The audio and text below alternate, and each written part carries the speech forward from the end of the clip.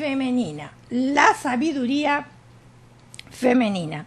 Y para desarrollarnos en la sociedad en la que vivimos, y yo sé que tú estarás de acuerdo conmigo también, ¿verdad? Realmente necesitamos sabiduría. ¿Quién no necesita sabiduría? Yo la necesito. Todos los días necesito sabiduría para poder tomar buenas decisiones que bendigan mi vida, de aquellos que me rodean y que glorifiquen el nombre de mi Señor y Salvador Jesucristo también. Ahora, necesitamos sabiduría como esposa, la necesitamos como madres, la necesitamos como siervas del Altísimo también, y necesitamos sabiduría en nuestro diario vivir. Salomón, si ustedes recuerdan, fue un rey, lo encontramos en el Antiguo Testamento, la historia. Quiero aclararla un poquito para aquellas que quizás se han conectado por primera vez a este ministerio, Majestad Shekinah. Y claro, los días martes nos reunimos las damas como mujeres guerreras. Y quizás las que se han conectado por primera vez no tengan mucho conocimiento bíblico, pero bueno, déjame decirte que Salomón fue un rey que se encuentra en el Antiguo Testamento. Y fue un rey que pidió sabiduría. Dios le preguntó qué era lo que quería. Él podía haber pedido dinero, podía haber pedido fama, podía haber pedido, no sé, muchas riquezas. Sin embargo, él pidió sabiduría. Y por supuesto que Dios es tan benevolente, tan amoroso, tan misericordioso, que juntamente con la sabiduría que él pidió, le dio un montón de otras cosas más. Pero Dios se había agradado que ese rey, en vez de pedir bienestar material, había pedido sabiduría. Entonces Salomón pidió sabiduría para realizar los propósitos del reino. Humanamente era imposible llevar a cargo esa tarea. Imagínense ustedes que nosotros tenemos una familia quizás compuesta por 4, por 6, por 8 personas, y a veces se nos hace imposible llevar esta tarea a cabo. Ahora imagínense ustedes un rey, el presidente de una nación, ¿verdad? Que no es tan fácil. Necesitan sabiduría. Que si hablamos de los pastores también, necesitamos sabiduría. Entonces Dios se sintió complacido, como dije anteriormente, ante la petición de Salomón, y Dios prometió darle una sabiduría tan extraordinaria que no tendría igual. Bueno, yo creo que todos conocemos el concepto de sabiduría, ¿verdad? Pero en este momento quiero detenerme, por si alguna a lo mejor no lo puede definir con sus propias palabras, pero el diccionario de la Real Academia Española nos enseña que sabiduría o los sinónimos de sabiduría son conocimiento e inteligencia. Quizás ahora la sabiduría se nos hace más entendible, por decirlo así, ¿verdad? ¿Por qué? Porque el sinónimo de sabiduría es prudencia, conocimiento e inteligencia. Y la palabra de Dios nos dice que el que falto de sabiduría, pídala a Dios porque Él la da abundantemente. Así que tú y yo tenemos la libertad de pedirle a Dios y decirle, ay Señor, me falta sabiduría en esta área. Necesito de tu sabiduría. Y dice la Escritura que Él la da abundantemente.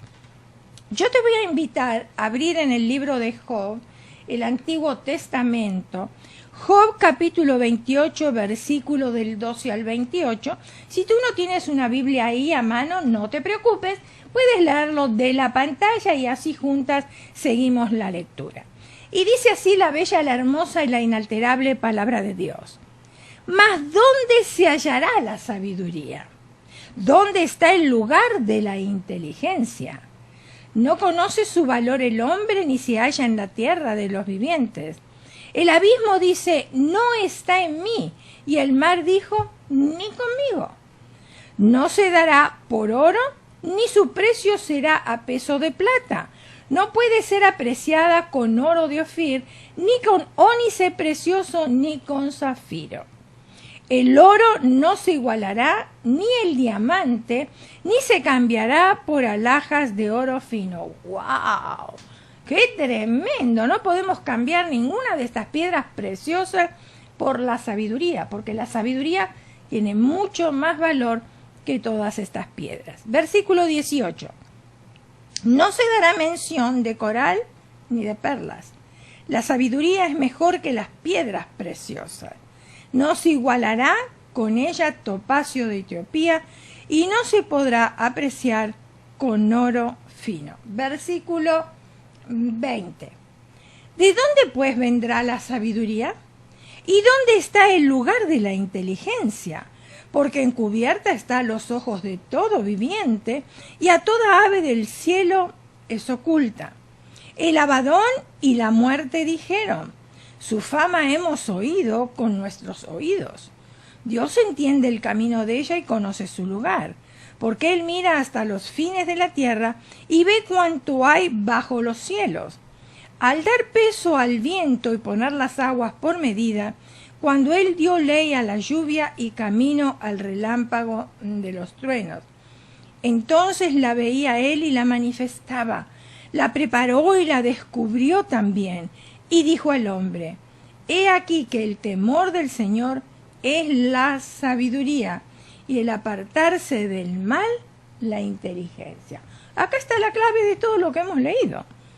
He aquí que el temor del Señor, y cuando estamos hablando de temor del Señor, yo no tengo que temerle a Dios, porque muchos dicen, ay, que Dios te va a castigar. No, no, no, Dios es amoroso, Dios nos corrige para que aprendamos.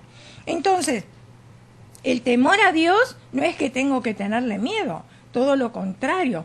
Cuando habla de temor a Dios, está hablando de respeto, está hablando nosotros de reverencia a Dios, reconociendo que Él es mucho más superior que nosotras mismas. Entonces también el temor al Señor es la sabiduría y al apartarse del mal, la inteligencia. La sabiduría viene cuando tememos nosotros, cuando tenemos el temor de Dios. Ya expliqué lo que es eso. Todos queremos tener sabiduría, pero muchas veces no sabemos cómo obtenerla. Necesitamos saber qué es el temor de Dios para entender lo que no es. Cuando oímos esta frase, temor de Dios, tal vez nos inclinamos a pensar que quiere decir tenerle miedo a Dios, como dije anteriormente. No debemos tenerle miedo a Dios porque Él nos creó para tener amistad íntima con Él. En la palabra de Dios, o sea, la Biblia, lo que yo llamo manual de instrucciones, encontramos que el Señor ha definido muy claramente lo que es el temor de Dios. Perdón, Proverbios capítulo 8, versículo 13. El temor de Jehová es aborrecer el mal. La soberbia y la arrogancia, el mal camino y la boca perversa, aborrezco. Esas son las cosas que Dios aborrece. Entonces, por reverencia a Él, por respeto a Él, porque le amamos a Él, nosotros vamos a omitir estas cosas. La soberbia, la arrogancia, es parte de nuestra naturaleza. Todas nacemos con estas cosas y por eso es que necesitamos nosotros tener sabiduría para ir despojándonos de esta vieja naturaleza y agradándole a Dios en todo. Cuanto más estudiamos nosotros la santidad de Dios en la Biblia, más entendemos su odio hacia el pecado. Pero ¿por qué Dios odia el pecado? Odia el pecado porque nos separa de Él. Dios es 3 veces santo y por supuesto que Él no se relaciona, digamos, con el pecado. ¿Vive en medio de los pecadores? ¿Vivió? Sí, claro, porque Él vino a salvar ¿a quién? A los pecadores. ¿Él ama a los pecadores? Claro que sí, pero lo que Él no ama es el pecado que está en nosotros, los pecadores. El pecador es abominación el pecado es abominación a la naturaleza de Dios. Dios ama al pecador, como dije anteriormente, pero no ama el pecado que se encuentra en nosotros. ¿Por qué? Lo vuelvo a repetir, porque nos separa de su presencia. Ahora, escucha bien esto. Si tú escudriñas las Escrituras, la Biblia, el manual de instrucciones, vas a descubrir que el temor de Dios es donde se encuentra la sabiduría. Pero también vas a descubrir que la sabiduría está a nuestra disposición en proporción directa a mí santidad. Ahí yo soy responsable, ¿verdad? O sea, más busco yo acercarme a Dios, más busco yo desprenderme de esta vieja naturaleza llena de pecado, más yo voy a tener sabiduría. Ahora, nosotras debemos de ser honestas con nosotras mismas y prestas para admitir nuestro pecado. Claro, muchas veces cuando mencionamos la palabra pecado es como que, uy, suena tan fuerte. Y si le preguntamos a alguien qué es para ti pecado, lo primero que va a decir asesinato, va a decir robo, va a decir abuso y todas estas cosas que nosotros las tenemos como niveles de pecado. Pero es muy raro cuando le preguntamos a una persona cuál es tu opinión acerca del pecado, que esa persona puede decir que una mentira es pecado. Y sin embargo, en la lista de los pecados también está la mentira. A Dios no le agrada la mentira. Ahora, primera de Juan capítulo 1, versículo del 8 al 10, nos dice, si decimos que no tenemos pecado, claro, imagínate, a ver, vamos a levantar las manos y nos preguntan que nunca hemos mentido, ¿verdad que no? No, yo no puedo levantar la mano porque yo sí he mentido. Entonces, tengo que decir que yo tengo pecado en mi vida. Dice, no nos engañamos a nosotros mismos y la verdad no está en nosotros cuando decimos que no hemos pecado. Si confesamos, ahora viene la solución. Ahí Dios nos dice, bueno, si tú dices que no has pecado, te estás engañando a ti mismo y ¿sabes qué? Eres una mentirosa. O sea, la verdad no está en nosotros, la verdad no está en mí. Pero después Dios me da la solución a eso y me dice que si yo confieso mis pecados, si yo confieso que soy mentirosa, que tuve una mala actitud, que contesté mal, etcétera, etcétera, ¿verdad? Él, ¿quién es Él? Jesús.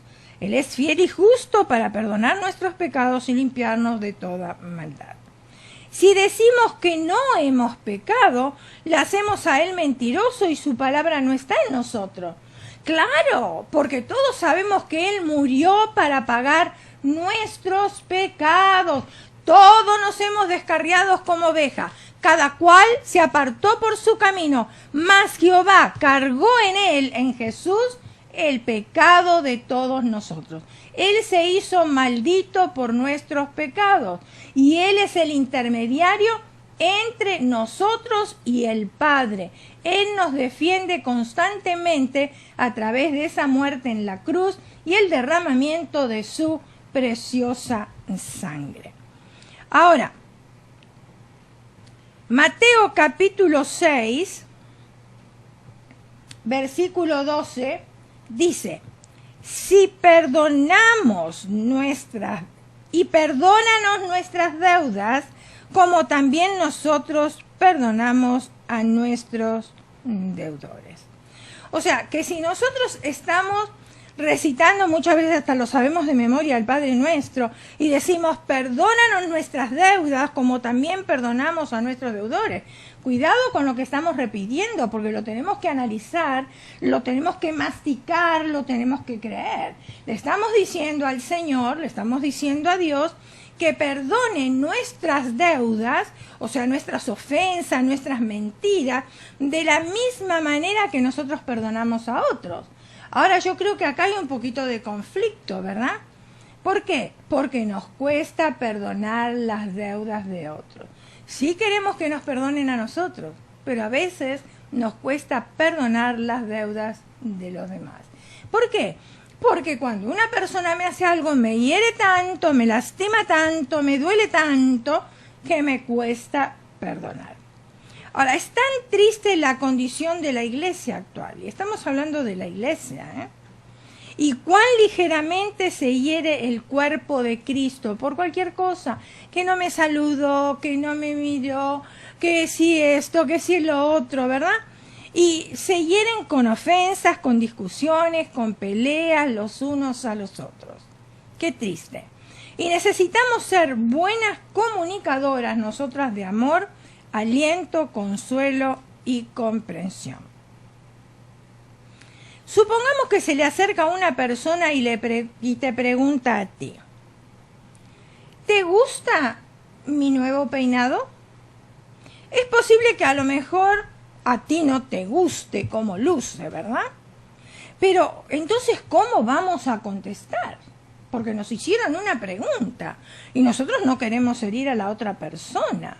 Y bueno, quizás tú me puedas decir, pero yo no soy hipócrita, yo soy sincera y le digo las cosas en la cara. Cuidado, porque a veces herimos a otras personas también. Entonces, no vamos a mentir, por supuesto, pero tenemos que contestar con sabiduría. Y podemos decir esto. Bueno, hay otros estilos de peinado que te he visto que me gustan más. El peinado, por ejemplo, que te hiciste la semana pasada, te quedaba muy bonito. Hemos hablado la verdad sabiamente, sin ofender y sin herir. Cuando nosotros pensamos en la sabiduría femenina, pensamos en mujeres con ministerios sobrenaturales, ministerios grandes. Las mujeres del pasado se ocupaban de la interminable tarea de la limpieza casera. ¿Te ves identificada? ¿Fueron usadas por Dios? Claro.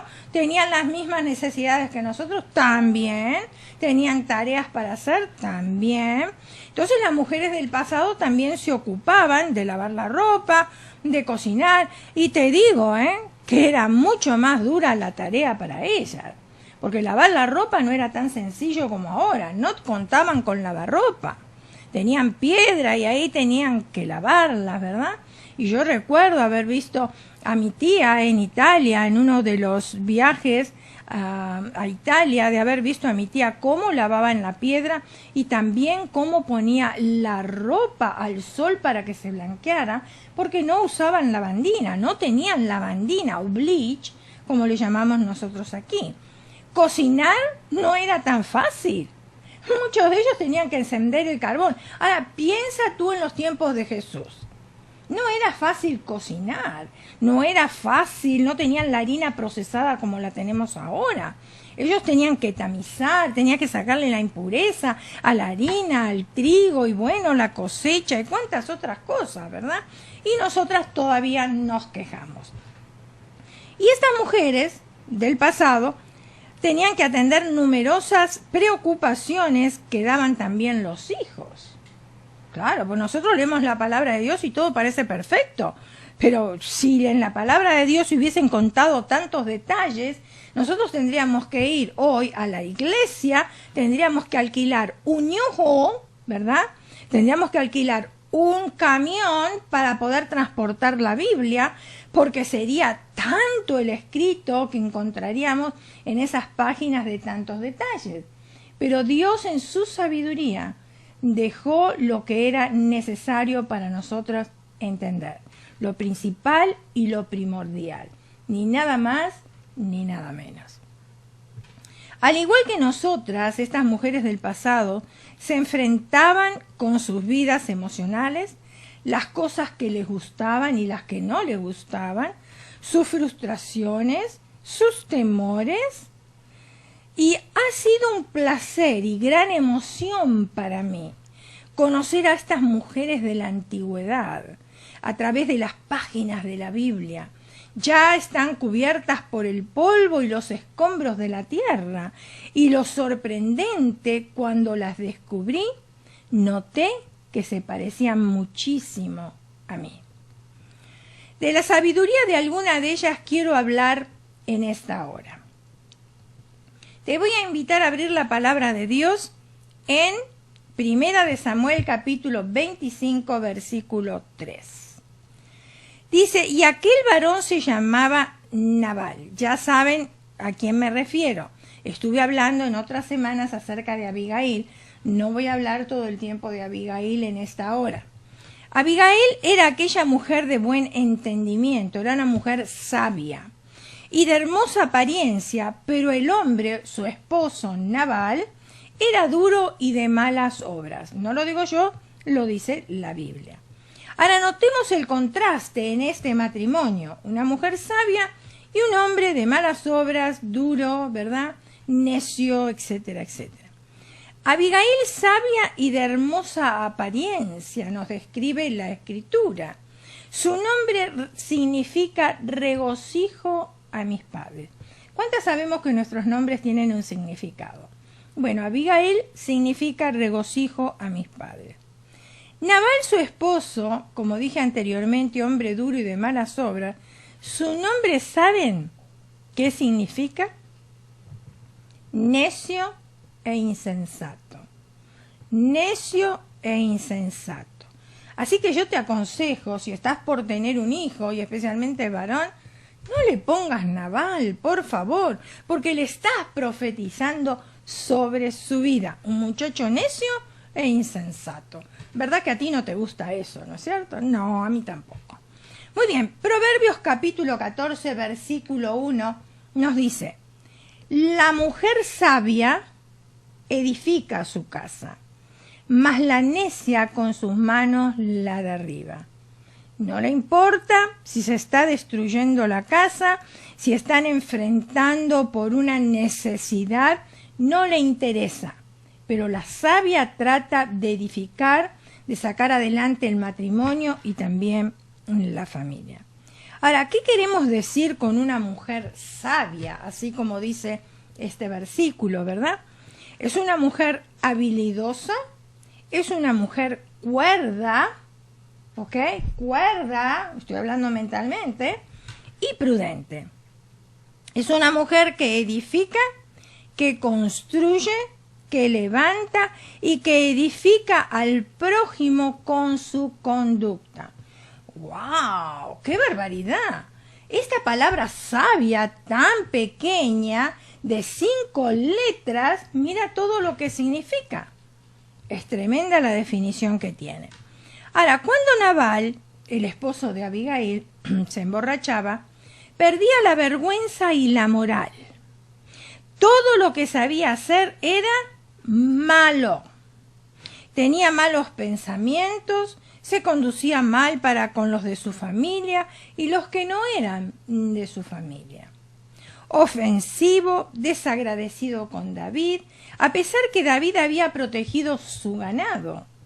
David le había pedido en cambio comida. Así es que cuando entra en la escena Abigail, Nabal creaba los problemas y Abigail tenía que dar la cara. Bueno, yo no sé si tú te estás identificando quizás aquí como Abigail, que siempre tienes que estar dando la cara para poder solucionar problemas. Abigail protegió a su esposo, a pesar de que era duro, a pesar de que era necio, e inmediatamente le dio a David lo que él pedía. No es que David no tenía alimentos, no, porque él era el rey, él tenía alimentos de sobra. Lo que sucedió que estuvieron él y sus hombres cuidando las ovejas de Nabal y parece que ellos ahí en ese momento tendrían hambre y había pedido de comer, cosa que Nabal se lo negó. Pero Abigail sale al encuentro y le pide lo que David, y le da lo que David le estaba pidiendo. No hay evidencias de que ella desobedeciera a Nabal. Estaba tan bebido que no sabía lo que él hacía. No es que ella quiso sobrepasar a su esposo, no. Él estaba tan ebrio que no sabía lo que hacía, entonces ella tuvo que accionar. Pero tuvo que accionar para edificar, para poner paz. Cuando él se recuperó de su borrachera, le comunicó a Abigail lo que había hecho. Abigail no discutió con su esposo, como quizás lo hubiéramos hecho muchas de nosotras, ¿verdad? Ay, pero si tú estás siempre borracho no soluciona nada y yo tengo que sacar la cara por ti y mira cómo te comportas y es una vergüenza y bla, bla, bla, bla, bla, bla, bla, como hacemos nosotras, ¿verdad? Tampoco se adjudicó la gloria para ella. Ay, sí, tú debes conocer a algunas de esas mujeres que dicen, ay, si no fuera por mí, si no fuera por mí, mi hogar no estaría en pie. Si no fuera por mí, mis hijos, ay, si no fuera por mí, mi esposo, ay, si no fuera por mí, ¿verdad? Entonces, tampoco ella se adjudicó la gloria. Le dejó la causa al que juzga justamente, y ese se llama Dios. Ahora, por supuesto que hay muchos maridos que no escuchan a nadie. O sea, vamos a ser realistas. Y menos escuchan a su esposa cuando las cosas le salen mal. Ahora, culpan a su esposa y a todo el mundo, pero ellos nunca reconocen sus errores. ¿Conoces a alguien así? Bueno, yo creo que todas lo conocemos, ¿verdad? A alguien así, alguna persona así. Abigail usó la sabiduría y estuvo dispuesta a echarse encima el pecado de su esposo. ¿Cuántas mujeres haríamos lo mismo que Abigail? Necesitamos sabiduría, ¿verdad? Me recuerda las palabras de Pablo a Filemón intercediendo por Onésimo. Aquellas que están familiarizadas ya saben lo que yo quiero decir. Pero para aquellas que todavía no conocen muy bien la Escritura, yo te voy a decir lo que sucedió. En Filemón capítulo 1, versículo 18, dice la palabra así: si en algo te dañó, eso fue lo que dijo Pablo a Filemón intercediendo por Onésimo. Si en algo te dañó o te debe, ponlo a mi cuenta. El Señor Jesucristo se echó sobre sí nuestros pecados. Claro, Él también lo hizo.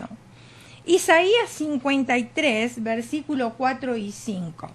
Ciertamente llevó Él nuestras enfermedades, hablando de Jesucristo, y sufrió nuestros dolores, y nosotros le tuvimos por azotado, por herido de Dios y abatido. Mas Él herido fue por nuestras rebeliones, molido por nuestros pecados, y el castigo de nuestra paz fue sobre Él, y por su llaga fuimos nosotros curados. Abigail, mientras le estaba diciendo a su esposo lo que había hecho, ¿saben qué sucedió? Él sufrió un síncope, un ataque cardíaco. Imagínense ustedes, y ahí murió. Ahora, todos sabemos, los que conocemos la Escritura, que Abigail llegó a ser esposa de David, del rey David. Después que falleció su esposo, bueno, hubo una comunicación entre ellos y ella llegó a ser su esposa. Ahora, esta mujer trajo alegría y regocijo en un momento que todo pudo haber sido tristeza y lamento. Y esto estoy hablando que trajo alegría y regocijo en la relación con David. En un momento que podía haber causado un desastre, porque la intención de David era ir y matar a todos los que vivían en la casa de Nabal, incluyéndolo a él también. Fíjense en ustedes si no podía haber sido un desastre. Pero eso no sucedió. El único que murió fue Nabal, cuando escuchó lo que ella le estaba confesando, o no le habrá gustado, y ahí le dio un paro cardíaco y él murió. Ahora, Proverbios 31:10, y esto es muy conocido por todas nosotras, especialmente para el Día de la Madre, esto se predica casi en todos los púlpitos, ¿verdad? Dice: mujer virtuosa, ¿quién la hallará? Porque su estima sobrepasa largamente a la de las piedras preciosas. ¡Wow! Nos habla de una mujer con sabiduría este versículo. Parece que fuera difícil encontrarse con una mujer virtuosa, especialmente en estos tiempos, ¿verdad? Porque dice el versículo que hemos leído: ¿quién la hallará? Es como buscar una aguja en un pajal. Difícil, difícil. Si le preguntáramos a nuestro esposo, o si alguien le pregunta a nuestro esposo, ¿cuál sería la respuesta de él? Si alguien le pregunta a nuestro esposo, ¿mujer virtuosa? ¿Quién la hallará? ¿Qué respondería él? Diría: ay, no, es dificilísimo encontrar en estos tiempos una mujer virtuosa. Eso es para los tiempos de mi mamá, de mi abuela, de mi tía, etcétera, etcétera. Pero en estos tiempos, no. O él respondería: yo la hallé. Yo la hallé. Nosotras las mujeres tenemos que asegurarnos que nuestro esposo diga, cuando le pregunten, mujer virtuosa, que él pueda responder, ¿saben qué? Yo la hallé. La palabra virtuosa significa una mujer que posee fortaleza. La mujer virtuosa es una mujer capaz y bien calificada para su trabajo, con control sobre su espíritu y capacidad para poder conducir a otros también. Ahora, continúa diciendo el versículo 10, porque su estima sobrepasa largamente a las piedras preciosas. ¡Wow! ¡Qué descripción de la mujer virtuosa!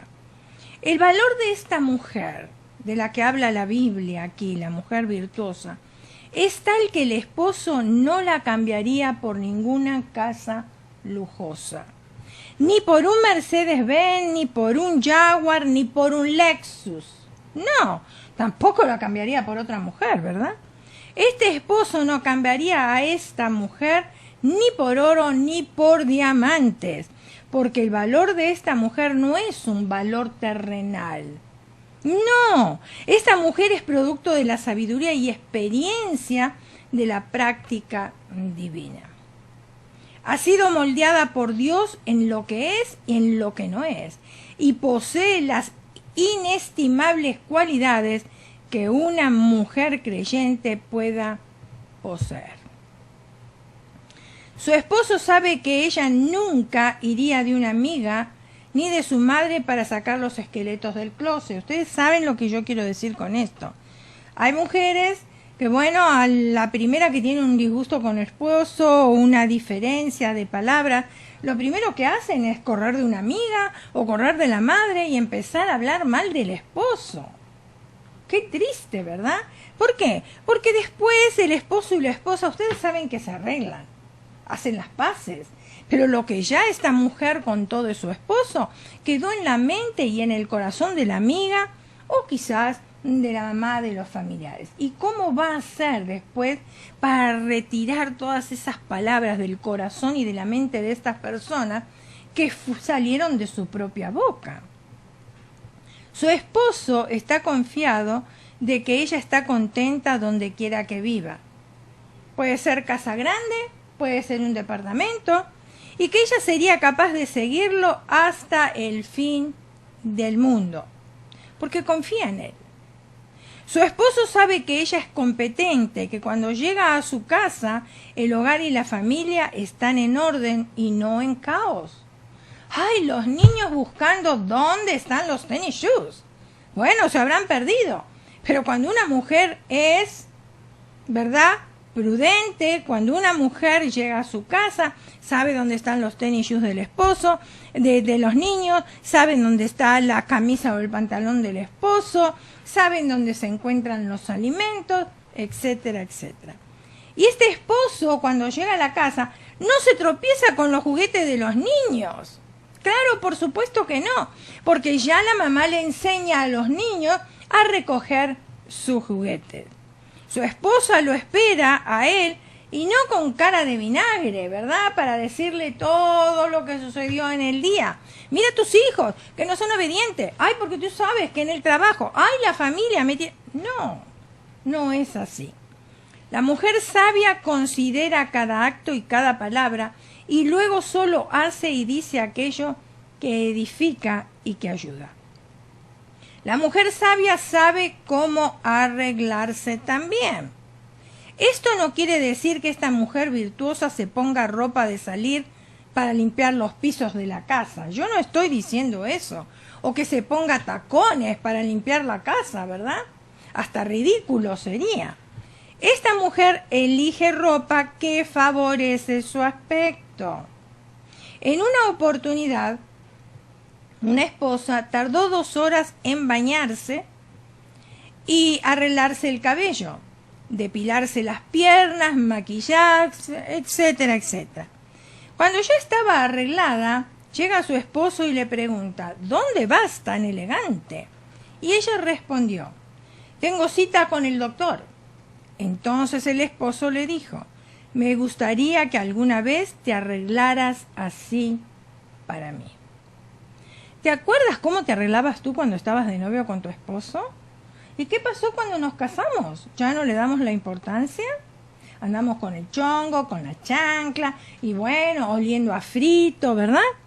Cuidado, arréglate, porque ahí afuera, en la calle, hay muchas mujeres que se arreglan. Por supuesto que vas a arreglarte con algo que a ti te favorece. La mujer que teme a Jehová es realmente bella y encantadora. La mujer que adora a Dios es confiable, habilidosa, fiel, caritativa, fuerte, sabia, prudente, compasiva, generosa, cariñosa. La clave para llegar a ser una mujer virtuosa es una relación vital con Dios. Más leemos la palabra, más nutrimos nuestro espíritu y más limpiamos nuestra mente de un montón de cosas que no nos favorecen. ¿Cuántas veces comemos por día? Bueno, de acuerdo a la nutrición tendríamos que comer 5 veces por día, o 6 muchas veces, ¿no? Pequeñas porciones, pero comer durante todo el día. ¿Qué tal si alimentaríamos al espíritu 6 veces por día? Aunque sea pequeñas porciones, un capítulo, ¿verdad? Para snack. Después tenemos el lunch, ahí leemos un poquitito más. ¿Tú no crees que nuestro espíritu estaría bien alimentado? Claro, por supuesto que sí.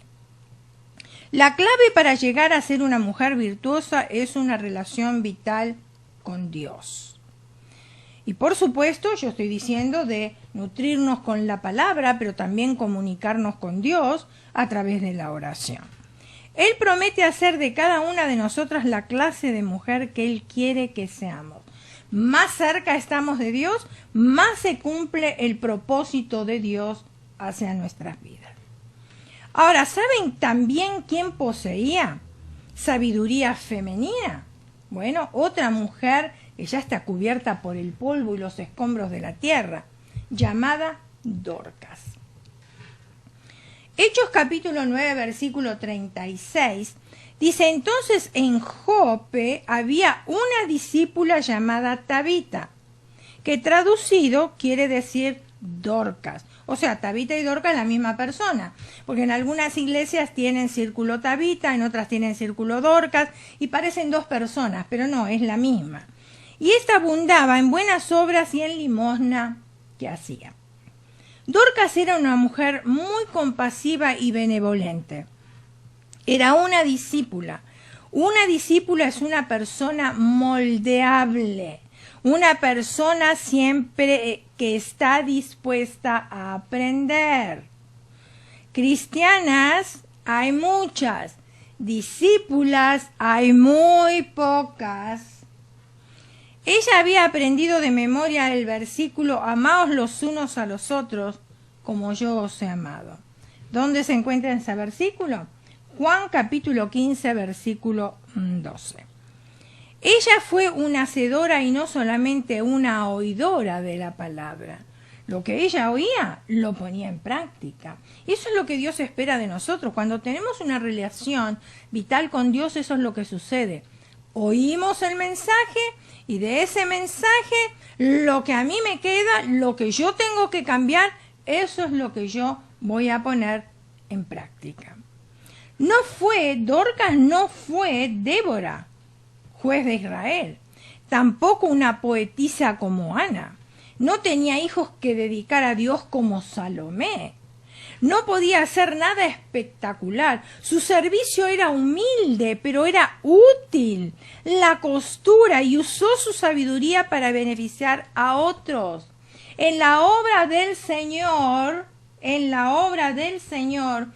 todo servicio, todo ministerio es útil. Hasta limpiar los baños, hasta limpiar la iglesia. Eso es útil, es considerado un ministerio para la gloria y la honra del Señor. Porque la mayoría de las veces queremos profetizar, queremos cantar, queremos predicar, queremos esos ministerios que son visibles. Pero aquellos ministerios que no son visibles, a nadie le gusta. Y sin embargo, el único que ve Nuestro ministerio, aunque no sea visible a los ojos de los demás y que lo tiene en cuenta y que nos recompensa, es el Señor Jesús. El trabajo era fatigoso y requería paciencia interminable y una dedicación generosa. La verdadera religión no contaminada no consiste solo en decir, sino más bien en hacer. Podemos hablar mucho y podemos decir muchas cosas, pero si mis palabras no combinan con lo que yo estoy diciendo, entonces no sirve de nada. Tengo fe, pero no tengo obras. ¿Qué son las obras? ¿Qué es la fe? Yo tengo fe, pero entonces la fe tiene que combinar con mi comportamiento, con mis obras, cómo yo pongo en práctica aquello que yo escuché, cómo voy a desarrollar las obras de acuerdo a mi fe. Otra mujer del Antiguo Testamento y que tenía, que ya está cubierta por el polvo de la tierra como las demás, es Hulda. Hulda, qué sabiduría de esta mujer. Hulda como profetiza. Segunda de Crónicas, capítulo 34, versículo 22 al 28. Dice, entonces Hilcía y los del rey fueron a Hulda profetisa, mujer de Salum, hijo de Tikva, hijo de Aras, guarda de las vestiduras, la cual moraba en Jerusalén en el segundo barrio. Y le dijeron las palabras antes dichas. Y ella respondió, Jehová Dios de Israel ha dicho así, decida varón que os ha enviado a mí, que así ha dicho Jehová. Versículo 24. He aquí yo traigo mal sobre este lugar y sobre los moradores de él. Todas las maldiciones que están escritas en el libro que leyeron delante del rey de Judá, por cuanto me han dejado y han ofrecido sacrificios a dioses ajenos, provocándome a ira con todas las obras de sus manos, por tanto se derramará mi ira sobre este lugar y no se apagará. ¿Entiende? Dios no comparte su gloria con nadie. No comparte su gloria con dioses ajenos, ni de madera, ni metal, ni de bronce. ¿Cómo sabemos cantar? No, Él no la comparte, por supuesto que no. Dice, por cuanto me han dejado a mí y han ofrecido sacrificios a dioses ajenos. Y nota que dioses está en minúscula, porque no está hablando del Dios verdadero. Versículo 26. Mas al rey de Judá, que os ha enviado a consultar a Jehová, así le diréis. Jehová el Dios de Israel ha dicho así por cuanto oísteis la palabra del libro. Versículo 27. Y tu corazón se conmovió y te humillaste delante de Dios al oír sus palabras sobre este lugar y sobre sus moradores, y te humillaste delante de mí y rasgaste tus vestidos y lloraste en mi presencia. Yo también te he oído, dice Jehová. He aquí que yo te recogeré con tus padres, y serás recogido en tu sepulcro en paz, y tus ojos no verán todo el mal que yo traigo sobre este lugar, y sobre los moradores de él. Y ellos refirieron al rey la respuesta. Dios usa a esta mujer, a Hulda, con su satélite de recepción espiritual. Porque realmente esta mujer tenía una recepción espiritual tremenda, lista para transmitir el mensaje divino. Dios usó a una mujer como canal para ese gran avivamiento de Judá. Dios usa a las mujeres en el día de hoy también. ¿Sí? No utiliza solamente a los varones. Cuidado, utiliza a las mujeres también. Hulda se introduce en el estilo autoritativo de los profetas. ¿Por qué? Porque ella dijo así, escuchen bien, así ha dicho Jehová. Como diciendo, no es yo la que lo estoy diciendo, esas palabras vienen de arriba. Alguien me está diciendo a mí desde arriba qué es lo que yo tengo que decirles. Y entonces por eso ella usa esto, así ha dicho Jehová, con autoridad. La gente está cansada de lo que nosotras podamos decir. Ellos quieren oír al Señor lo que Él les quiere decir. Ella habló de parte de Dios con seguridad. Primero presentó lo negativo, habló del juicio divino y fue directa en su mensaje. No acomodó el mensaje para que le dijeran: hermana Hulda, qué bueno predica usted, qué bien usted predica, hermana. Segundo, presentó lo positivo. Hulda presentó juicio, pero abrió la puerta de la esperanza. El Evangelio de Jesucristo es amor, esperanza y restauración. Una mujer con un mensaje de Dios llevaron a un pueblo a experimentar un avivamiento religioso. Fíjense en ustedes, Hulda, una mujer con un mensaje de Dios, llevaron a un pueblo a experimentar un avivamiento religioso. Sabiduría femenina también, ¿saben quién las tenían? Bueno, Cifra y Fúa. Nombres un poquitito raros, ¿verdad? Bueno, si tú estás por tener una niña, puedes escoger estos nombres si te gustan. Éxodo capítulo 1, versículo 17 dice: pero las parteras temieron a Dios y no hicieron como les mandó el rey de Egipto. ¿Qué les había dicho el rey de Egipto? Que todo varón que nacieran los tenían que matar. Y ellas no lo hicieron. Por eso dice, las parteras temieron a Dios y no hicieron como les mandó el rey de Egipto, sino que preservaron la vida de los niños. ¿Con quién tenemos que estar de acuerdo nosotros? Nosotros tenemos que estar de acuerdo con Dios. Si a mí me piden algo hacer contra la voluntad de Dios, lo que está escrito en su palabra, yo puedo negarme. Porque yo quiero hacer la voluntad de Dios. Si, por ejemplo, mi esposo me pide a mí mentir, como sucedió, ustedes se acuerdan, en el Nuevo Testamento, de Ananías y Zafira, eran un matrimonio. Se pusieron de acuerdo en mentir los dos. ¿Y qué pasó? Los dos murieron. Ahora, si mi esposo, aun cuando la palabra de Dios dice que nosotras debemos estar sujetas a nuestros esposos, pero si él me pide a mí mentir o prostituirme, etcétera, etcétera, que es todo contrario a la palabra de Dios, yo no tengo que sujetarme a mi esposo y Dios no se va a enojar conmigo, al contrario. ¿Por qué? Porque yo estoy defendiendo el nombre de nuestro Señor Jesucristo. Ahora, la experiencia con Dios de estas dos mujeres, de estas dos parteras, la llevó a practicar el respeto a la vida. Su sabiduría y ética religiosa fueron más fuertes que la ley injusta e irracional. Cuando se pierden los valores espirituales, el ser humano mira con desprecio a los no nacidos y les roba el derecho de la vida. Qué tristeza, ¿verdad? Cifra y Fúa, ellas no negociaron con sus convicciones espirituales. Estaban convencidas y eso fue lo que ellas hicieron. No debemos de apoyar el derecho al aborto. Cuidado, mis hermanas. Cuidado, Dios no está de acuerdo que apoyemos el derecho al aborto.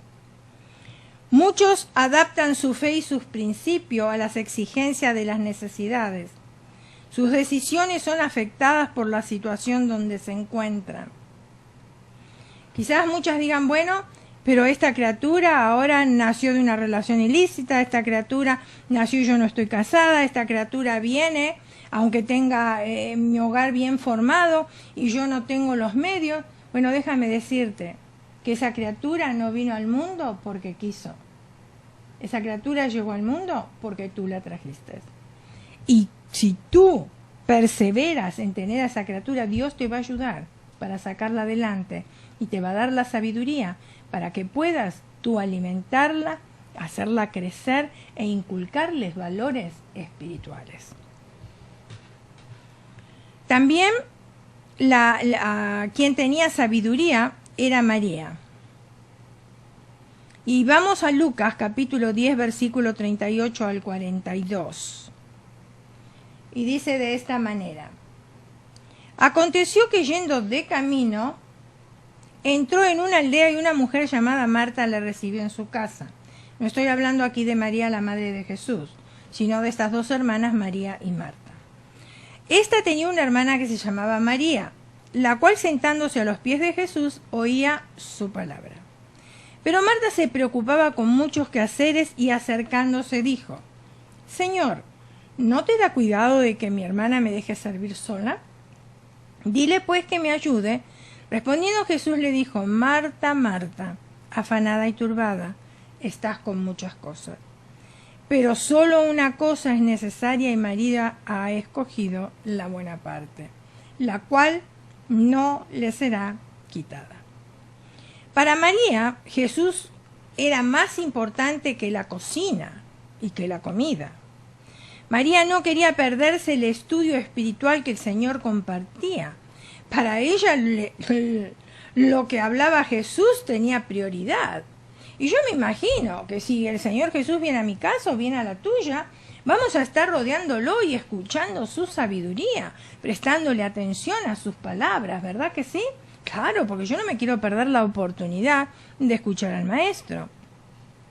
¿Qué parte nosotras estamos escogiendo del culto? Esa es la pregunta ahora, para poder nosotros llegar a nosotras mismas. ¿Qué parte nosotras estamos escogiendo del culto? ¿La alabanza? ¿Hacer sonar los panderos y danzar? Y eso no es que esté mal, cuidado, yo no estoy diciendo que está mal. Yo no sé si tú habrás notado, como yo, que durante la alabanza nadie va al baño o a tomar agua. Ahí se están gozando, danzando, cantando, etcétera, etcétera. Pero comienza la predicación y las cosas cambiaron. Y comienzan a levantarse, ¿verdad?, para las dos cosas ya mencionadas. Y algunos para hablar por teléfono, otros dejan sus celulares encendidos durante el servicio. En el cristianismo, mis hermanas, escuchen bien, necesitamos toda la espiritualidad de María, pero también necesitamos todo el servicio de Marta. Está bien que María estaba a los pies de Jesús nutriéndose con su palabra, pero al mismo tiempo, cuando Jesús terminaba de hablar con sus discípulos, ¿quién le iba a servir la comida? No iban a comer palabras, no iban a tragar aire.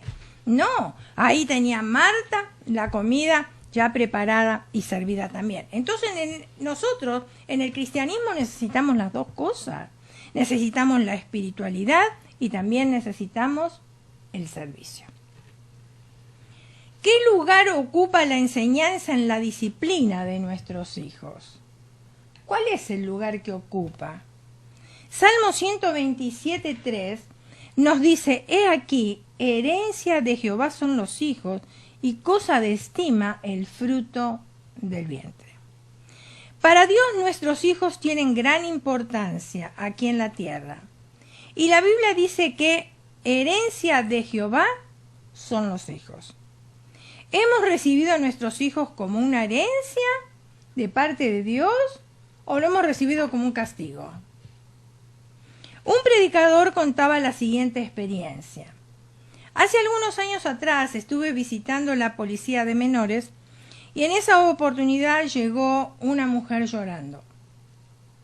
Tenía un golpe muy marcado en su rostro, contaba este pastor, y le pregunté a qué venía y ella me contestó: voy a demandar a mi hijo, él me golpeó y lo vengo a demandar. Y le pregunté, continuó diciendo el predicador, ¿qué edad tiene su hijo? La madre contestó: mi hijo va a cumplir 12 años. Y el predicador le preguntó: ¿y dónde estaba el padre del niño? El padre, dijo ella, está en el hospital, porque él le dio una puñalada, el niño le dio una puñalada en el estómago a su padre. Mi hijo es un monstruo malvado. Esa fue la expresión de la mamá. El predicador le dijo: Dios nunca entregó monstruos a una familia. Dios nos entrega hijos para que nosotros les enseñemos y les guiemos, para que nosotros formemos el carácter de ellos. Hoy los padres están tan preocupados preparando para sus hijos para que saquen un título profesional, y yo no estoy diciendo que eso está mal. Al contrario, tenemos que animarlos a que ellos estudien, por supuesto. Pero la preocupación de que se críen en santidad de vida y en el temor de Dios carece de importancia. Ah, no, que mi hijo tenga el celular último modelo, que mi hijo tenga el iPad último modelo, que mi hijo tenga la computadora último modelo. Pero no estamos diciendo que tenga una vida espiritual último modelo, ¿verdad? Hay más preocupación por tener profesionales en la familia que tener hijos santos delante de Dios. Dios nos da instrucciones de sabiduría para disciplinar a nuestros hijos. Y esa es parte de... Estamos hablando de la sabiduría, ¿no? Y Dios nos da instrucciones de sabiduría para disciplinar a nuestros hijos. Pero hoy escuchamos por ahí, escuchamos en las noticias, aún los maestros en la escuela, que nosotros no podemos disciplinar a nuestros hijos, porque, ay, pobrecitos, van a tener un desorden psicológico. Ay, ay, ay, yo recuerdo que mi mamá decía que aún cuando iba a la escuela, si alguien se portaba mal, la maestra los ponía de rodilla arriba del maíz. Y yo no estoy diciendo que hay que tratar a los niños así, cuidado, pero a lo que yo voy, que mi mamá no tuvo ningún desorden psicológico, no tuvo ningún problema, a pesar de haber sido un castigo que hoy lo llamaríamos brutal, ¿verdad? Pero Proverbios 13:24, y eso es lo que nosotros tenemos que seguir, no lo que dice la escuela, no lo que dicen los medios de comunicación, no lo que dice la familia, sino lo que dice la bendita palabra de Dios. Proverbios 13:24.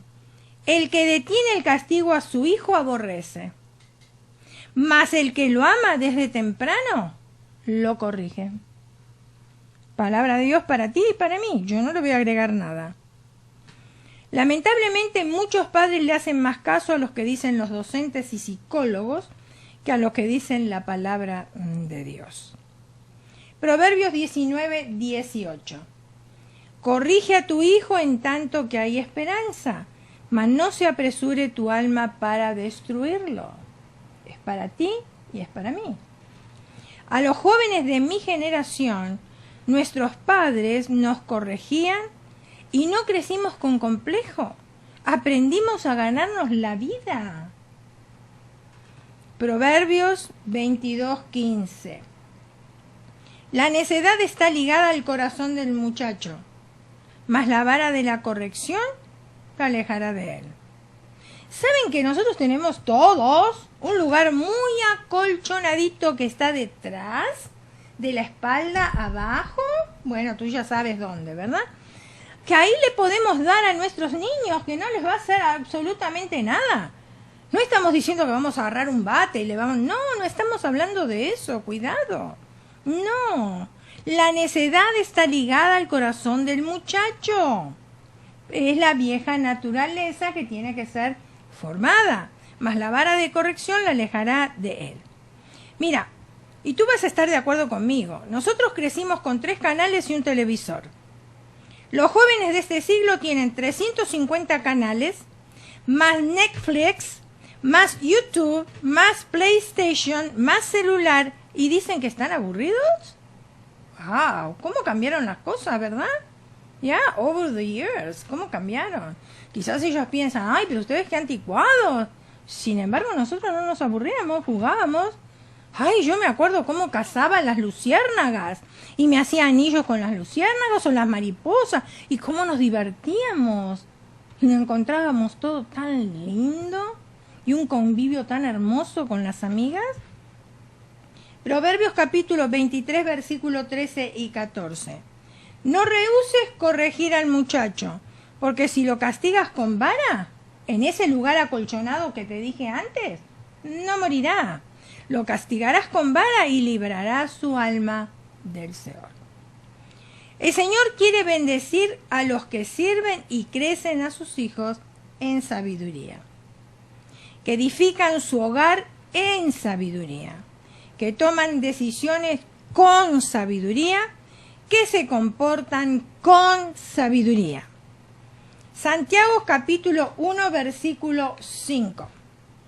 Si alguno de vosotros tiene falta de sabiduría, pídala a Dios, el cual da abundantemente, Él da a todos. No tiene escogidos, a todos. Todos lo que la piden, a todos abundantemente, sin reproche, les será dado. Si estas mujeres en momentos tan difíciles de la historia pudieron poner en práctica la sabiduría femenina, quiere decir que nosotras también podemos hacerlo. ¿Estás de acuerdo conmigo? Buen día, un amén, ahí donde estás, y yo ya te estoy escuchando que estás de acuerdo. Si estas mujeres, viviendo en un tiempo tan difícil de la historia, pudieron poner la sabiduría en práctica, nosotras también podemos. Ahí donde estás, cierra tus ojos, inclina tu rostro y vamos a orar. Señor Jesús, llegamos delante de tu presencia pidiéndote perdón, porque muchas veces hemos tomado decisiones necias. Pero ahora queremos, Señor, tomar decisiones sabias. Y así como dice tu palabra, Señor, yo reconozco que me falta sabiduría. ¿Y a quién la puedo pedir? A la fuente de la sabiduría que eres tú. Y dice tu palabra, me enseña tu palabra, de que tú la das abundantemente, Señor. Y yo te pido sabiduría en todas las áreas de mi vida, Señor. Como esposa, como madre, como sierva de Dios, como hermana en Cristo y también como ciudadana de este país, Señor. Como hija también. Ayúdame, Señor, a tomar decisiones que glorifiquen tu nombre y que mi testimonio pueda tocar la vida de otras mujeres también.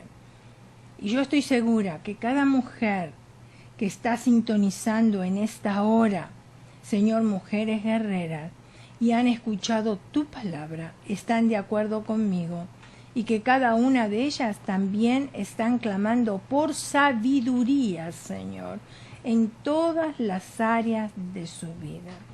Así como tú le diste la sabiduría a Salomón, Señor, tú la puedes dar a nosotros también.